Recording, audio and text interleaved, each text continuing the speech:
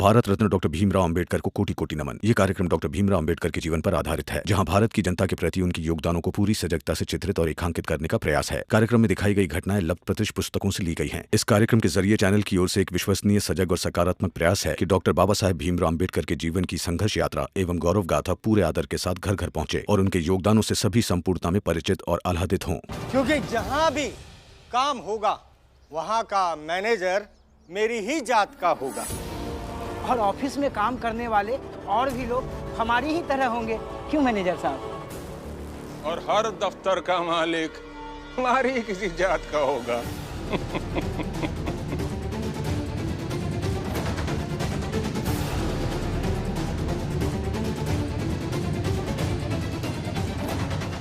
और फिर जब पूरा सिस्टम हमारे जैसी जातियों का होगा और सारा स्टाफ हम जैसे ऊंची जात के लोगों का होगा, तो भीमराव तुम लोगों को कैसे काम दे सकते हैं? इसलिए भीमराव के चेहरे को देखो और तय करो, और जो सेवा का कार्य करते आए हो वो करते रहो, क्योंकि हमारी सेवा करते रहोगे तो कभी नौकरी से तो नहीं निकाले जाओगे, मगर सेवा के श्रद्धा भाव से कुछ थोड़ा अलग करने की कोशिश करोगे तो ऐसे वर्षों तक पढ़ लिख कर भी किसी काम के नहीं रहोगे।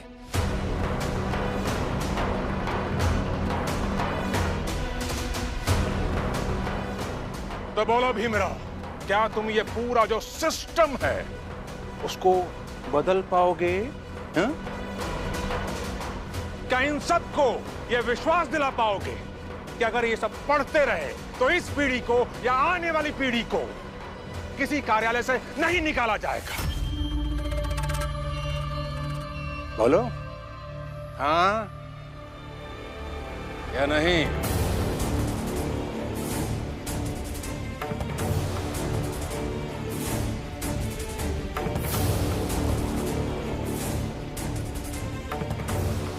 नहीं। सुना सबने? इस भीमराव ने नहीं कहा।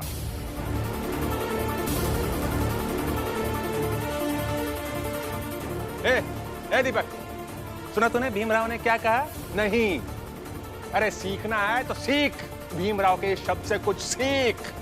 जब तेरा आदर्श ही नहीं बोल रहा है, तेरे भविष्य की जिम्मेदारी नहीं ले रहा है और तू पढ़ने में लगा है, अरे ऐसी पढ़ाई लिखाई का क्या फायदा है? ऐसे भीमराव बनने से क्या फायदा?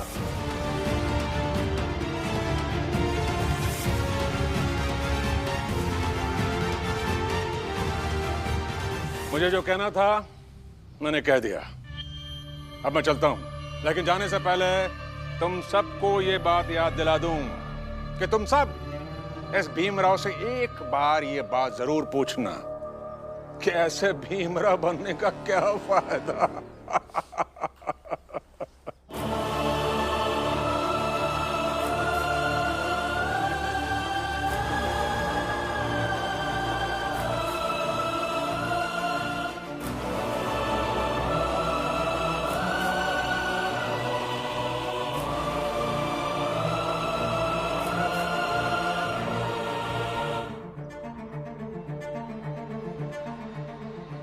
जवाब दीजिए भीम भैया।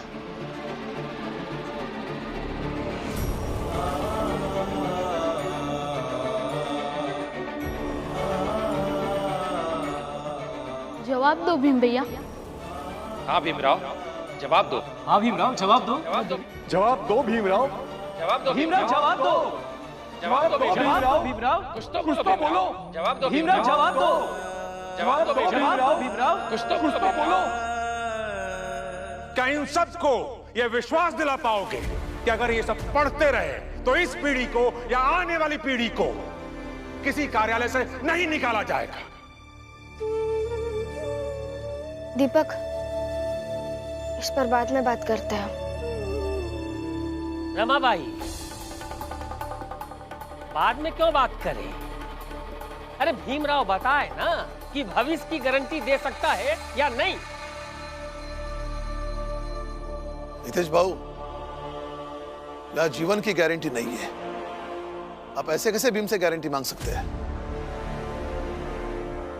दीपक मांग सकता है क्योंकि दीपक भीमराव को बहुत मानता है, उसे आदर्श समझता है और उसके जैसा बनना चाहता है। तो भीमराव को ये आश्वासन देना होगा कि जब दीपक पढ़कर उसकी जगह पहुंचेगा तो उसे नौकरी से नहीं निकाला जाएगा। और अगर आश्वासन नहीं दे सकता तो अंधेरे में तीर चलाने से क्या फायदा? इससे अच्छा तो अपना पुराना काम था जिसे सदियों से हम अपना पेट पाल रहे हैं।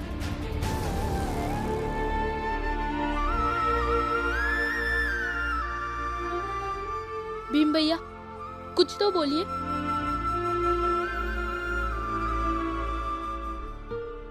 नहीं दे सकता गारंटी।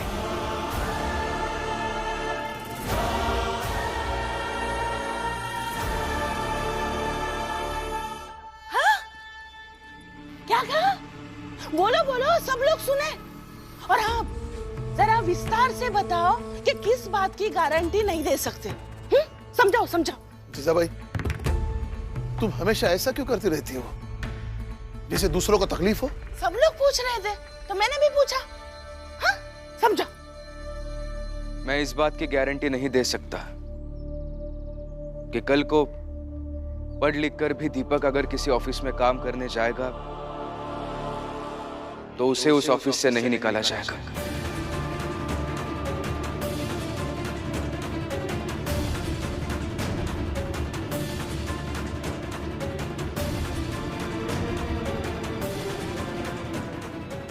तो फिर पढ़ना ही क्यों भीम भैया?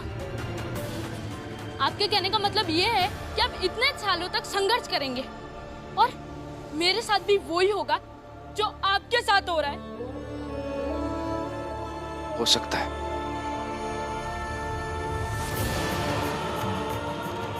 हो सकता है ये मत बताओ, होगा या नहीं ये बताओ। पुरुषोत्तम काका, भीम ऐसे कैसे बोल सकता है, होगा या नहीं?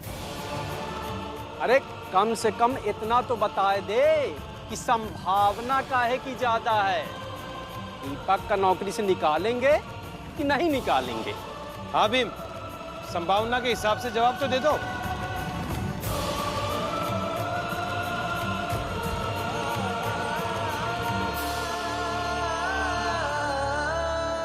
संभावना तो इसी बात की ज्यादा है कि दीपक को भी किसी भी ऑफिस से निकाला जा सकता है।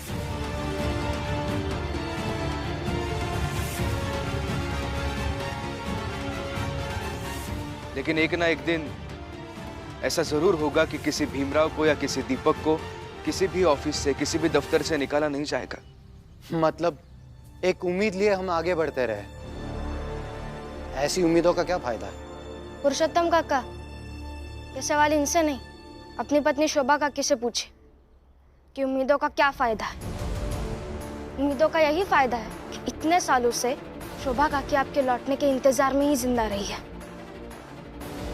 वो आपकी उम्मीद में ही जिंदा रही है कि आप लौट के आएंगे। खुश रह ली, वो बच्चे को भी पाला है और आप लौट आए तो आपको मिल भी गई है वो। इसलिए उम्मीदें कायम रहनी चाहिए। हाँ, और फिर ऑफिस से निकालेंगे या नहीं निकालेंगे तो तब तय होगा ना, जब हम काम करने के लिए उस जगह तक पहुंच पाए। बिना पढ़े लिखे हम किसी भी ऑफिस तक पहुंच ही नहीं पाएंगे। अगर हम उस दुनिया तक पहुंच ही नहीं पाएंगे तो वो निकालेंगे भी कैसे? इसलिए निकालने की या ना निकालने की बात रहने देते हैं। सबसे पहले इस बात पर ध्यान देते हैं कि कैसे हम पढ़ लिख कर उस ऑफिस की दुनिया तक पहुंच पाएंगे।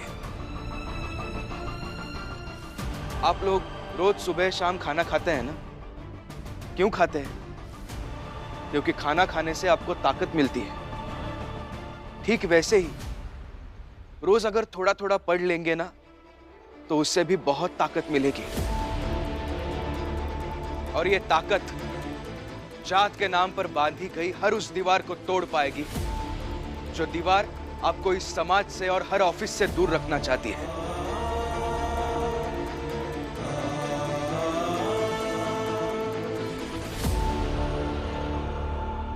भीमराव, अगर दीवार ही तोड़नी है तो मजदूरी क्या बुरी है। चलो भाइयों, भीमराव की हालत देखकर अब तो अपने बच्चों को पढ़ाने का सपना भी देखना भूलना पड़ेगा। चलो भाइयों। देखिए, मेरी बात सुनिए। उनकी बातों पर ध्यान मत दीजिए, पढ़ाई से दूर मत हटिए।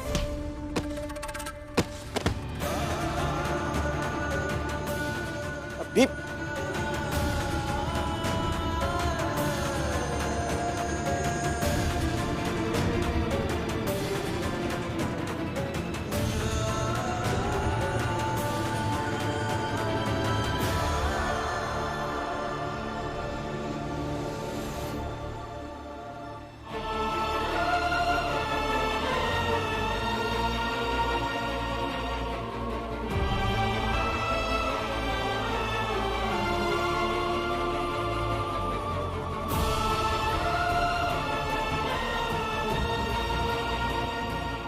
टूट गया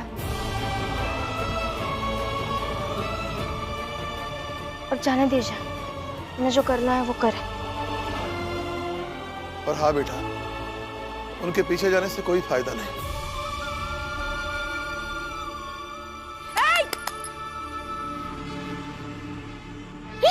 दिख रहा दिख रहा दिख रहा,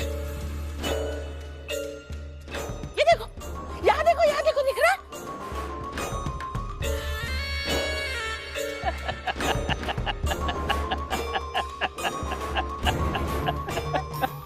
पास का तो दिखता नहीं है और जा रहे हो अपनी जात का भविष्य देखने। अब कैसे बनोगे नायक? छोड़ दो ये सब, नायक नायक बनना छोड़ दो। सब लोग तो चले गए और लोगों के बिना नायक कैसे बनोगे? हाँ?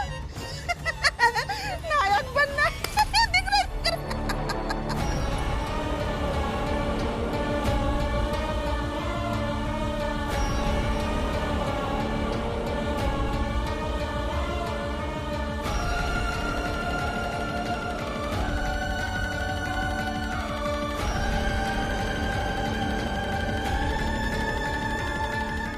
वाह जीजा भाई, ये सब करके मिल गई ना मन को शांति। नहीं सुधरोगी तुम।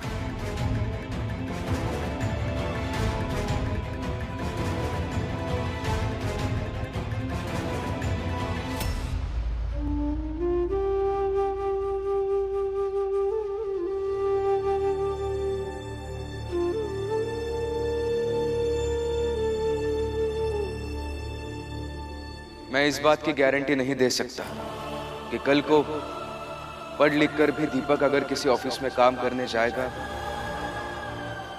तो उसे उस ऑफिस से नहीं निकाला जाएगा। संभावना तो इसी बात की ज्यादा है कि दीपक को भी किसी भी ऑफिस से निकाला जा सकता है।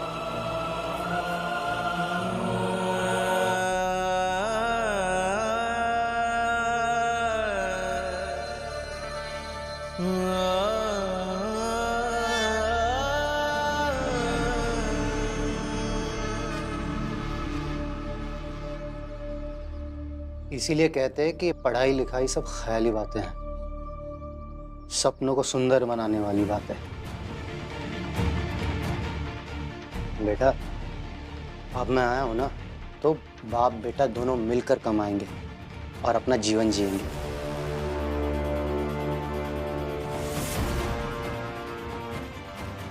सही कह रहे हो बेटा, अपने बाबा की बात मानो और अरे किताबें अपने से दूर रखो। नहीं, मेरे बेटे के हाथ से कोई किताब नहीं छीन सकता है।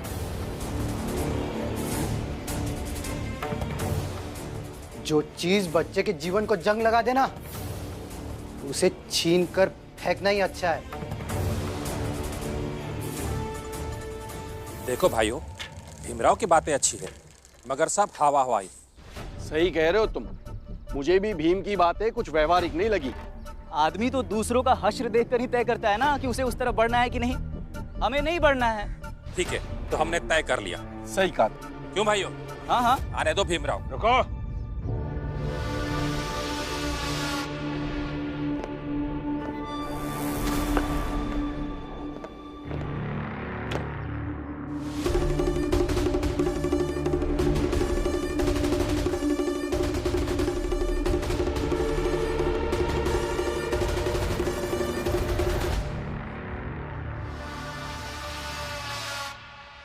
क्यों? ऐसा क्या हो गया जो आज तुम सब अपने नायक भीमराव को छोड़कर ये आपस में बड़बड़ाते हुए भागे चले जा रहे हैं? हम इस मुद्दे पर नायक के साथ नहीं हैं। अच्छा, तो आज से वो भीमराव तुम सबके लिए गलत हो गया ना? मतलब अब वो तुम्हारा नायक नहीं रहा।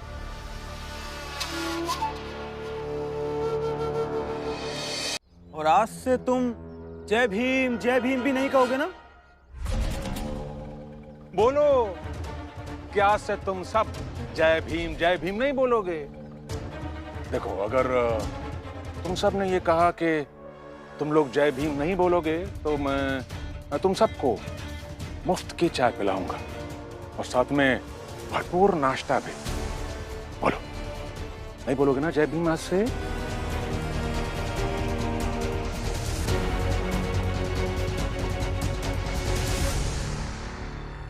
आपके कहने का मतलब ये है मेरे साथ भी वही होगा जो आपके साथ हो रहा है? चलो भाइयों, भीमराव की हालत देखकर अब तो अपने बच्चों को पढ़ाने का सपना भी देखना भूलना पड़ेगा।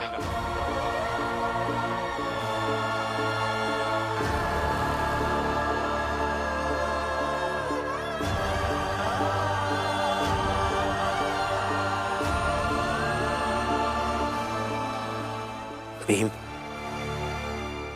परेशान मत हो। वो लोग तुम्हें ऑफिस से निकाल सकते हैं, लेकिन जो काम हम सब पहले से करते आए हैं वो करने से थोड़ी ना रोक सकते। जैसे गिट्टी उठाने का काम, वो तो तुम अब भी कर सकते हो और कोई काम छोटा नहीं होता।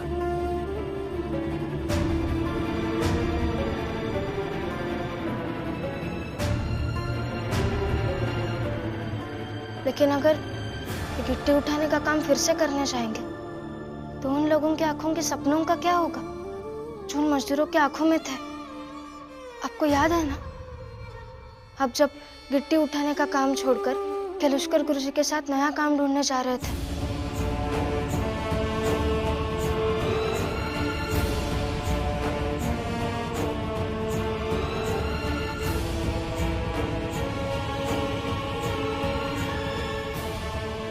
मगर काम तो करना होगा ना।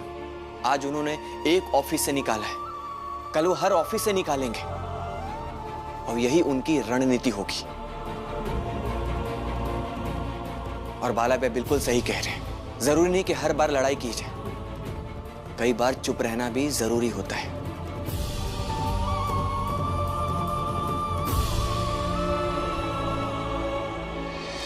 लेकिन इस बार पीछे हटना सही नहीं है भैया। रमा, तुम यूं भीम को गलत सलाह मत दो। नहीं,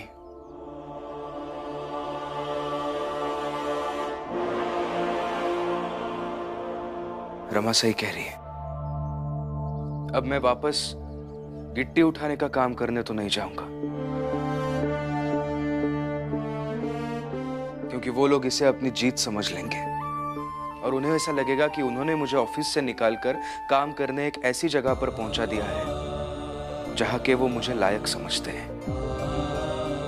और फिर हमारी जात के वो लोग जो आज रूठ कर यहां से गए हैं, जिनका विश्वास टूट चुका है, उनकी धारणाएं तो और प्रबल हो जाएंगी कि पढ़ लिख कर जीवन में कुछ फायदा नहीं होता है।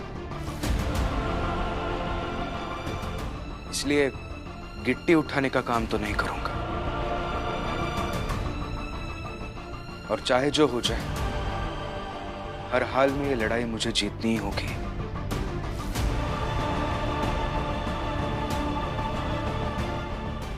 क्या?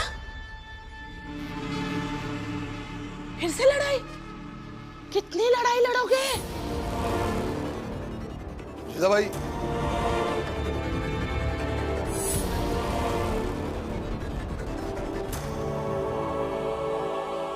लड़ाई लड़ने की हिम्मत होनी चाहिए जो भीम में है।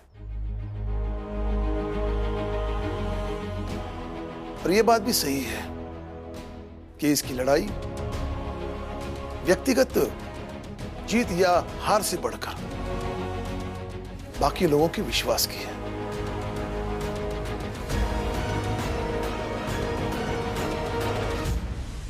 जाओ बेटा, लड़कर जीत कर फिर से उसी ऑफिस में काम शुरू करना जहां से तुम्हें निकाला था।